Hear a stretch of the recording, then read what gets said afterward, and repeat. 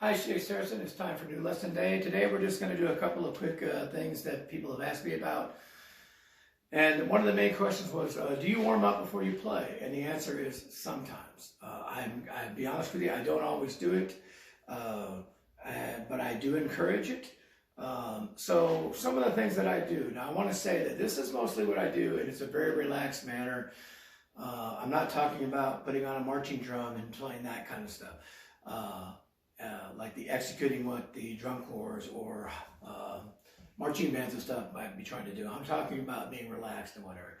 Now, that being said, drum corps and marching bands and some of the instructors have come up with some fabulous exercises to develop your technique and dexterity, and some great warm-ups and everything. They all serve a great purpose in terms of accents, heights, diddles, everything.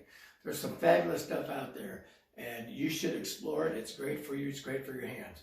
What I'm talking about is what I kind of do in a pinch, just sometimes just because I just want to play a little bit and loosen up.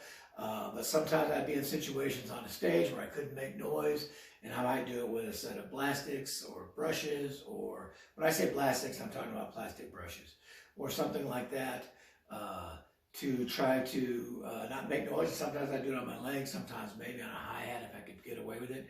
But one of the most basic things I do is nothing more than 8 hits on a hand and a measure of 16th notes. If you don't know how to count, just say Huckleberry 4 times and play what you say. Huckleberry, Huckleberry, Huckleberry, Huckleberry. That's a measure of 16th notes. 8 on a hand, I do it like very relaxed, like I'm bouncing a ball.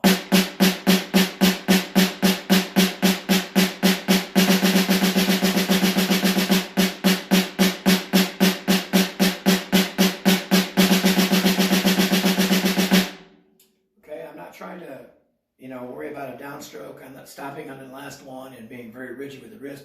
I'm trying to be very loose, and I just try to get that looseness in there.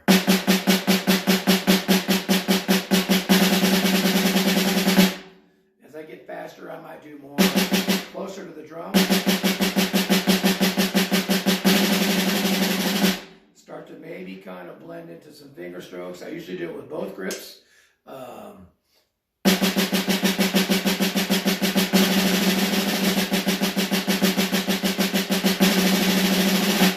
That's more just fingers. Okay, but I take my time working it there. We don't need to do that on video right now. But it's basically 8 per hand.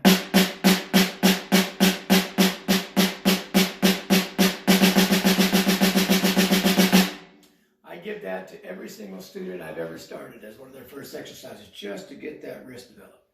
Another one that I do like a lot, I stole from... well, I didn't steal it because I bought the DVD and everything, but Tommy Igo's Great Hands for a Lifetime, which I think is a must for everybody. Forget what your preconceived images are of, like, oh, I'm a rudimental drummer, or I'm a jazz drummer, or I'm a rock drummer. I don't need that stuff, or I'm a drum corps person only. That stuff's, any of it that develops your hands is good for you. But there's one in there where he does.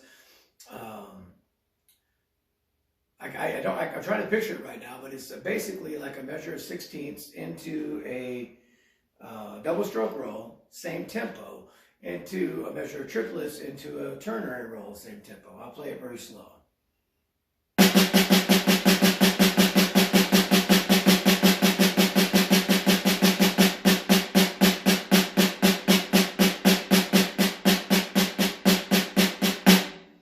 Okay? I just like that exercise a lot. So a little faster.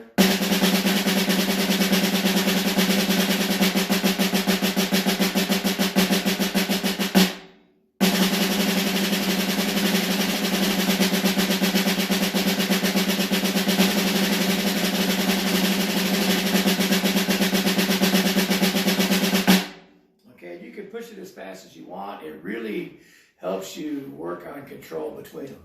Okay, another one that I do quite a bit that I kind of stole from some of the old marching days, which they've developed into so many different kinds of things now. It's been called 1,000 things, but it's really 9 strokes and 17 stroke rolls with a check pattern. So it goes like this.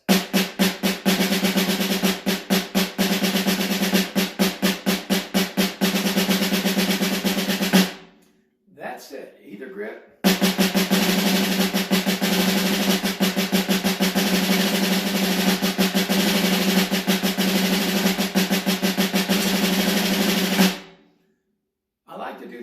sometimes after I've done the 8 on a hand for a while. And then,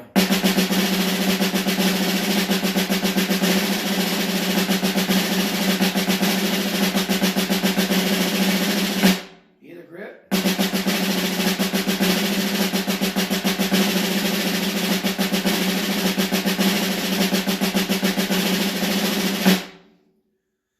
Make sure that as you're doing that, you're learning to control that rebound so you can do it on your leg if you need to, or any other surface. And then what I like to do with that sometimes is mess around with it, and sometimes I'll play it as all singles.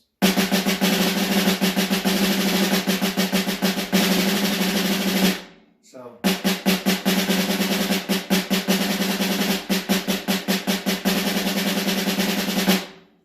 this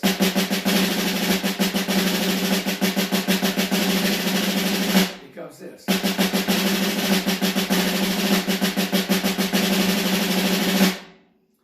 Then I'll do it as paradiddles. I still keep the check pattern normal.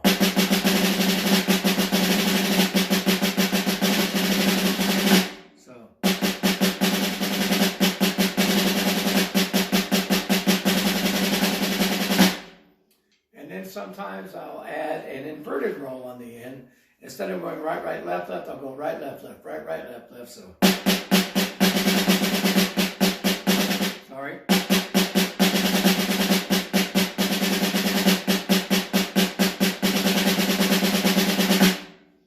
Okay, and I work on them all separately, you know, so.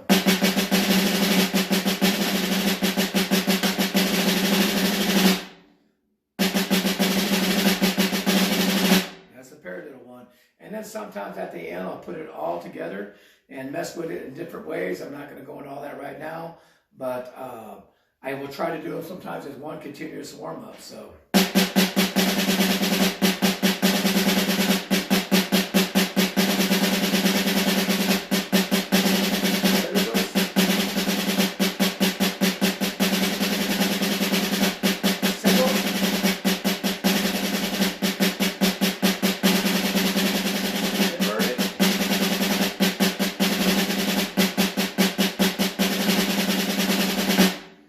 Usually I do the single second. I don't know why I did the paradiddle second that time. And then, you know, push the tempo.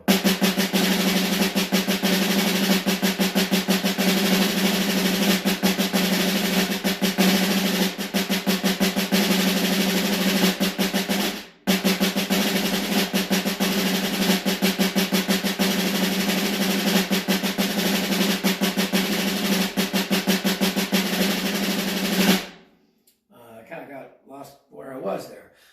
And I'll try it. I probably should have warmed up before this, but I'll try to do it a little faster.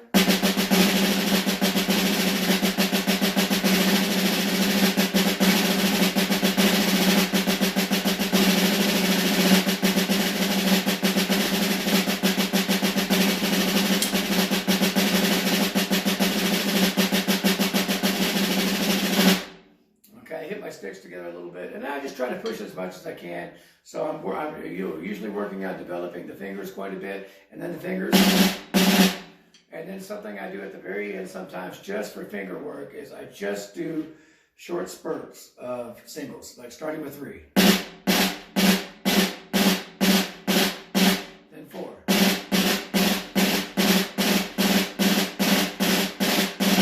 And then I go to 5-stroke row, but singles.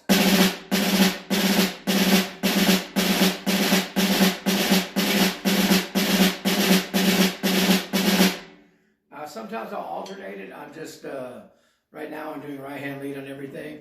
And then I'll go to a single stroke 7, hickory dickory dock.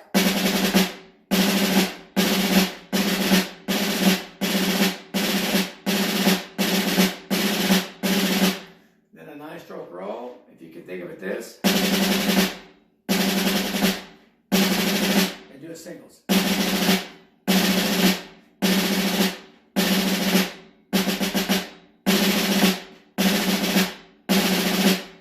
And then go for longer periods of time till you're eventually doing like an entire measure or so. If you think of 1, 2, 3, 4. 1,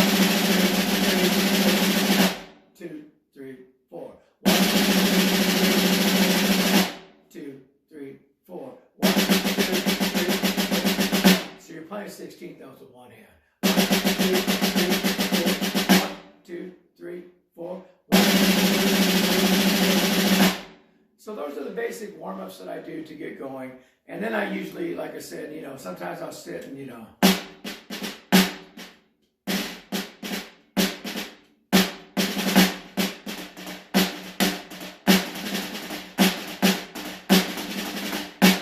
on a pad or a hi-hat.